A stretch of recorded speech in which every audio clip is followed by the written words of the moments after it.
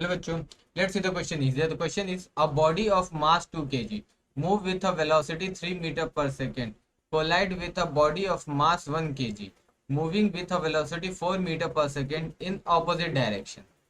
If the collision is head on and completely inelastic, then the momentum of the system is 2 kg meter per second throughout. Option 2 is the momentum of the system is 10 kg meter per second throughout. Option 3, the loss in kinetic energy 49 by 3 joule in collision. Both particles move together with a velocity 2 by 3 metre पर second after collision. ना okay, तो देखो हमें question में क्या दिया गया है. क्वेश्चन में हमें दिया गया है कि दो बॉल है.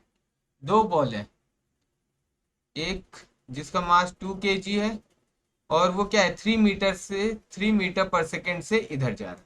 और एक और बॉल है जिसका मास है 1 kg है, वो 4 मीटर पर सेकेंड की वेलोसिटी से थे आफ्टर कॉलिजन. और देखो ये कंप्लीटली क्या है, इन इलास्टिक है. तो इन इलास्टिक कॉलिजन में क्या होगा कि फिर अब दोनों ही चिपक जाएंगे और चिपक के एक वी वेलोसिटी से मूव करेंगे.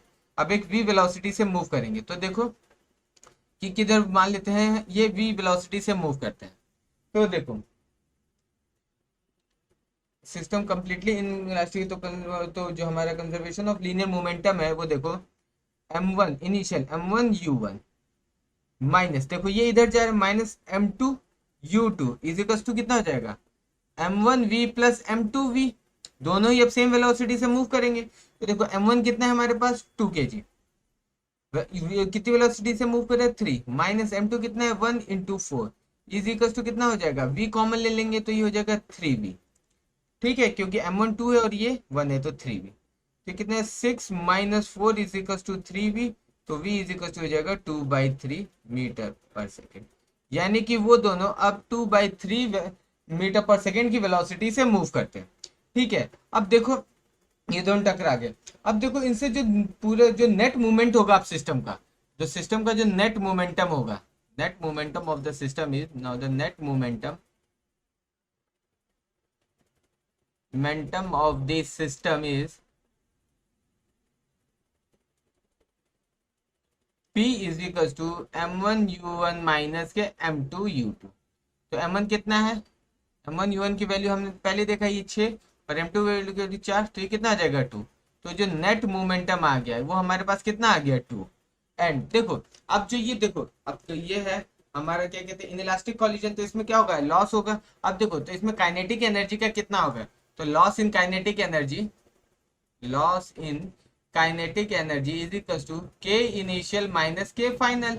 तो के इनिशियल कितना होगा 1/2 m1v1 m1u1 का स्क्वायर m1u1 का स्क्वायर प्लस 1/2 m2u2 का स्क्वायर माइनस के 1/2 m1 प्लस m2 v का स्क्वायर.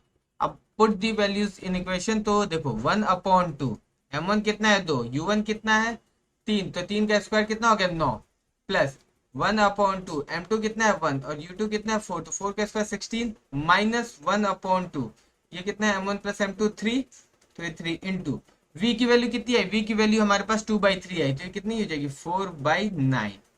ठीक है, तो देखो 2 से 2 खत्म, 2 से गया ये 8 टाइम्स और ये 2 से गया 2 टाइम्स, ये 3 से गया 3 टाइम्स. तो ये हो गया 9 और 8 6, 9 और 8 17 माइनस 2/3. तो एलसीएम लिया तो 3, 17 थी 51 माइनस 2 इज इक्वल टू कितना हो जाएगा 49/3. यानी कि जो लॉस इन काइनेटिक एनर्जी होगा, loss in kinetic energy is equal to कितना हो जाएगा 49/3. Now let's check the option is कि ऑप्शन 1 कितना है, the momentum of the system is 2 kg metre per second throughout, that is the correct answer. And the option 2 is the momentum of the system is 10 kg meter per second throughout, that is the wrong answer. And the option 3 is the loss of kinetic energy is 49/3 in joule in collision, that is the correct answer.